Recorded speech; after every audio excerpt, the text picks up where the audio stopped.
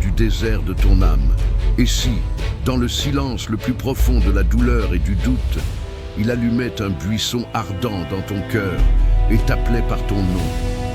Voici l'histoire d'un homme qui n'est pas né prêt, mais qui a été façonné dans le feu du rejet, de l'injustice et de l'isolement. Un homme ordinaire appelé à un dessein extraordinaire. Le ciel s'est penché sur la terre et une mission divine s'est allumée dans les cendres du passé.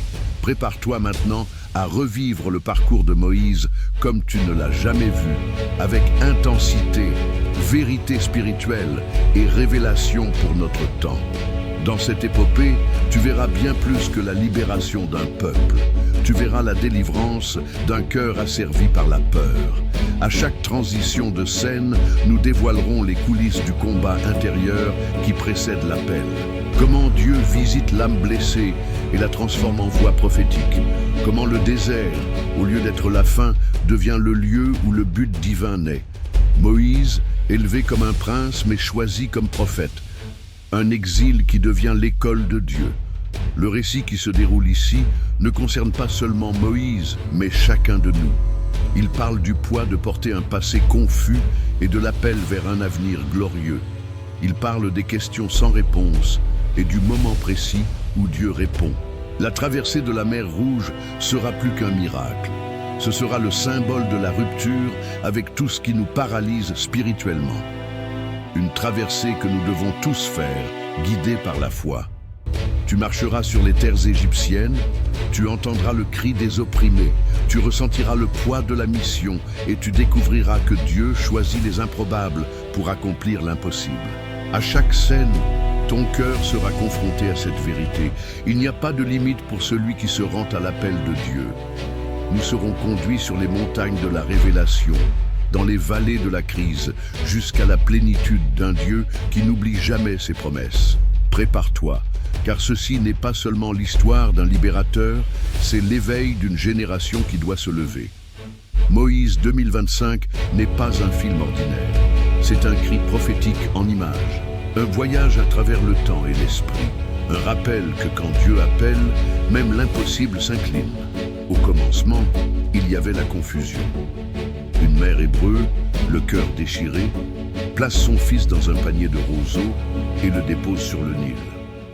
Au milieu d'un décret de mort, l'espérance naît.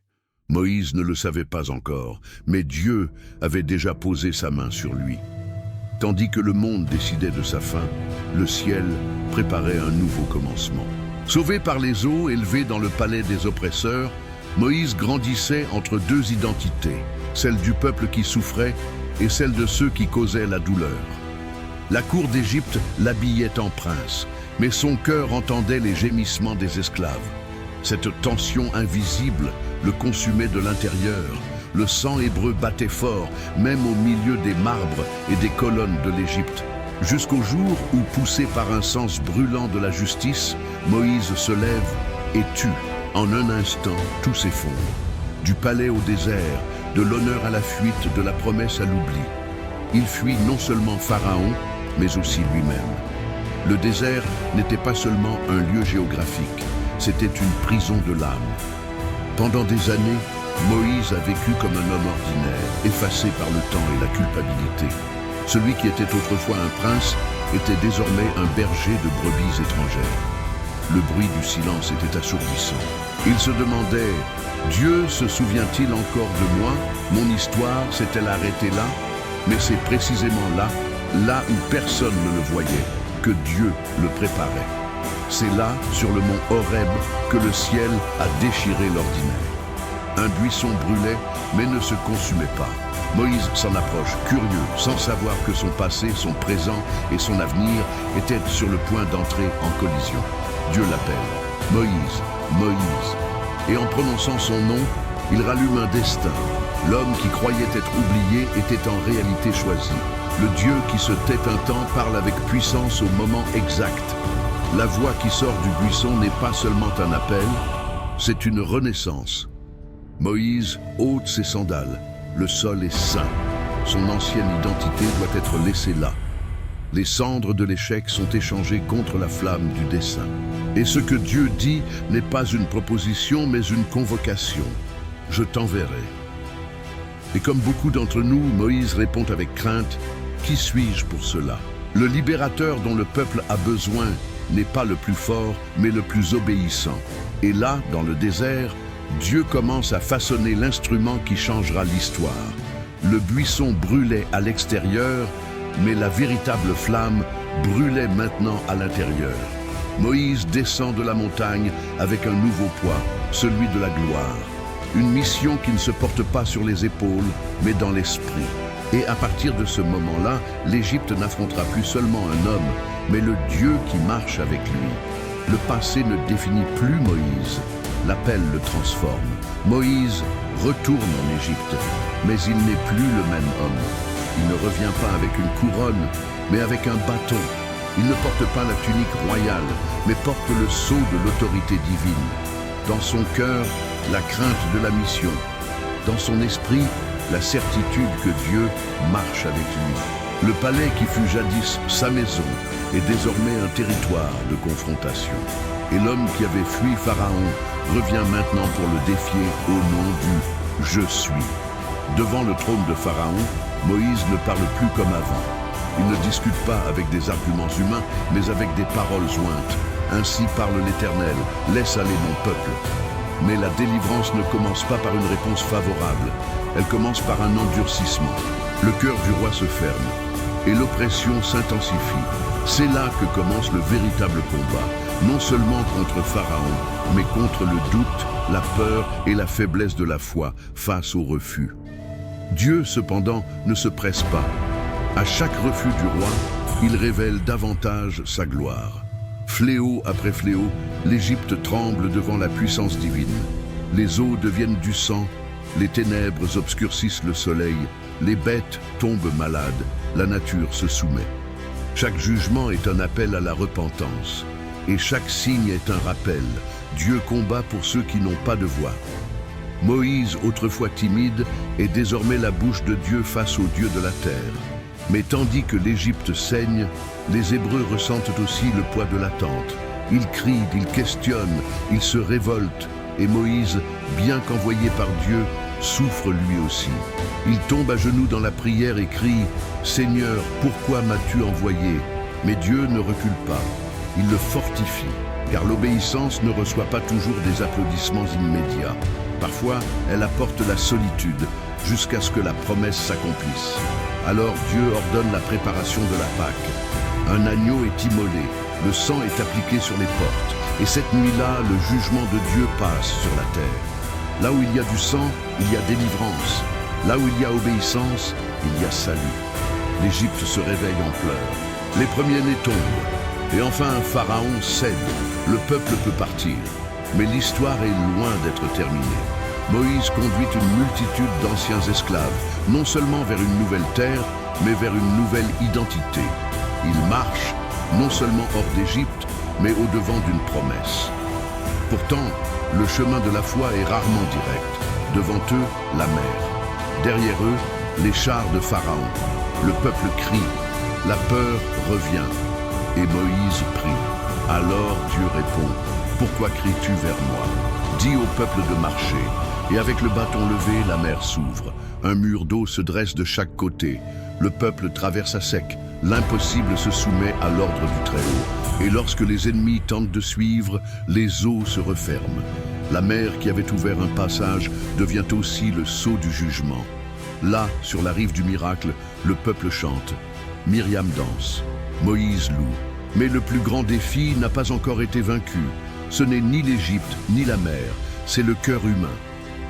La prochaine phase ne sera pas contre Pharaon, mais contre l'incrédulité, les murmures et les déserts intérieurs d'un peuple qui a besoin d'être transformé. Le désert n'était pas seulement un passage entre l'Égypte et la terre promise. C'était le lieu de la révélation la plus profonde. Le peuple, libéré des chaînes de Pharaon, portait encore les chaînes invisibles de l'esclavage dans son cœur. Les murmures commencèrent tôt. La pénurie, la chaleur, la soif. « Pourquoi nous as-tu fait sortir de là ?» disait-il. La liberté, sans la foi, semblait plus effrayante que l'esclavage avec du pain. Et Moïse, entre le peuple et Dieu, était le lien fragile soutenu par la simple obéissance. Dieu, avec une patience infinie, commence à enseigner. Il fait jaillir de l'eau du rocher, il envoie la manne du ciel, il guide par la nuée le jour et par le feu la nuit. Il ne fait pas que conduire, il se révèle comme un père. Mais le peuple ne le comprend pas encore. Il est habitué à voir des dieux de pierre, non un Dieu qui parle et qui marche avec eux. C'est pourquoi il vacille. Et Moïse, de plus en plus proche de l'Éternel, monte sur la montagne pour chercher quelque chose de plus grand, une alliance. Au Sinaï, Moïse est enveloppé de nuées et de tonnerres. La montagne tremble. Le peuple regarde de loin, rempli de crainte. Dieu parle à Moïse comme un ami parle à un autre. Là, il lui remet les 10 commandements. Non pas de simples règles, mais des principes éternels révélant le caractère du Dieu libérateur. Pendant ce temps, en bas, le peuple montre combien il est encore éloigné. Il fabrique un veau d'or. Il adore une image. Il échange l'invisible contre l'illusion visible. La colère de Dieu s'enflamme, mais l'intercession de Moïse est profonde. Il supplie, il jeûne, il implore la miséricorde. « Si tu ne viens pas avec nous, ne nous fais pas monter d'ici, dit-il. Et Dieu répond avec grâce. Sa présence continue de guider, non à cause du mérite du peuple, mais à cause de l'alliance faite avec Moïse. C'est à ce moment-là que l'on comprend. Les vrais leaders spirituels sont forgés dans le feu du renoncement et de la prière. Plus que des miracles, le peuple avait besoin de connaître le visage de Dieu. Et Moïse supplie, « Fais-moi voir ta gloire ».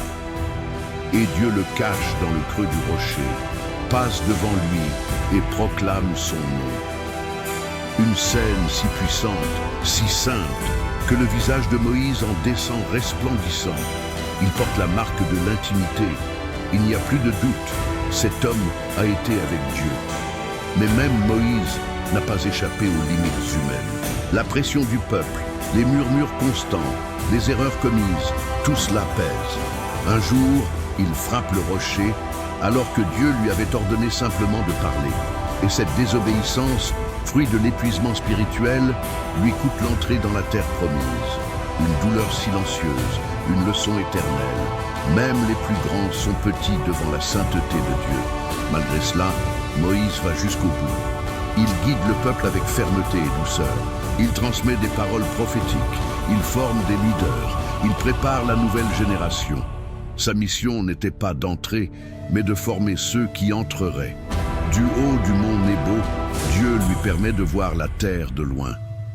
Et là, avec le cœur en paix et les yeux remplis de promesses, il s'en va. Et alors nous comprenons, le plus grand héritage de Moïse ne fut pas d'avoir traversé la mer, ni d'avoir défié Pharaon. Ce fut d'avoir montré que, même dans le désert, Dieu est présent. Que la vraie foi ne dépend pas des circonstances, mais de la présence. Que lorsque nous obéissons, même sans voir, nous portons la gloire d'un Dieu qui ne faillit jamais. L'histoire de Moïse ne se termine pas avec sa mort, mais avec la perpétuation de son appel. Le bâton a été laissé, mais la foi a été transmise.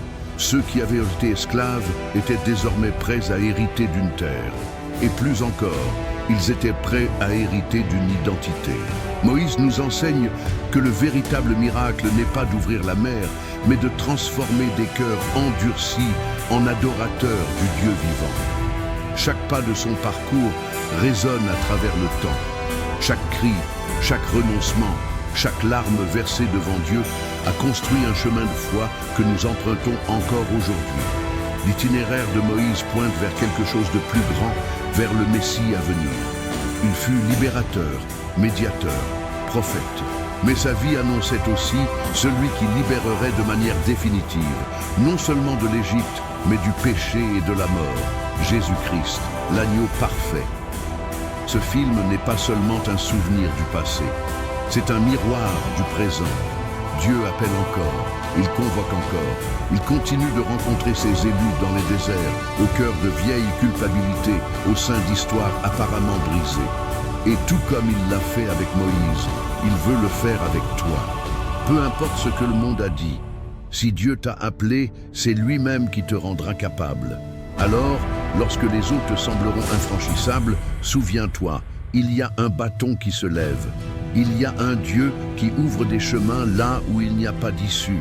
Et il y a un but qui attend ceux qui ont le courage de dire « Me voici ». Car l'histoire de Moïse ne lui appartient pas seulement.